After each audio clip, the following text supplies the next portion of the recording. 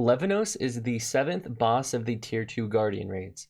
Treebeard is ranked in the medium easy category as he isn't that punishing on the damage scale in terms of Guardian raids. Leviosa is more annoying than anything and you probably won't wipe it all, at least I didn't, even with a pug. Now let's take a look at what he can do.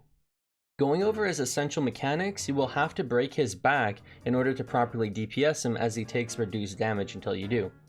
Easy enough, you can usually just DPS him or use a destruction bomb if you're a sweat. The next crucial mechanic is when he calls down a tree, he will basically become immune until you blow up that tree, and then you will be able to damage him again. Take note that if you're melee, you should be aware that the tree spawns in the corner and the boss may corner you, so try to leave yourself with room to escape. Lastly, his counter ability is easy to spot and counter. He will lurch back, then turn blue and charge forward with a damage circle around him. Counter him before he gets into his hula hoop or dodge out of the way. When he is close to death, he will turn Super Saiyan. Basically, he'll gain back his damage reduction and turn red, break his armor, and then finish him off. Now we can talk about his attack patterns to be aware of. First up is his bell attack, where he will lean back, make a bell sound, and then launch out a few circles under the ground that do moderate damage and knock you up.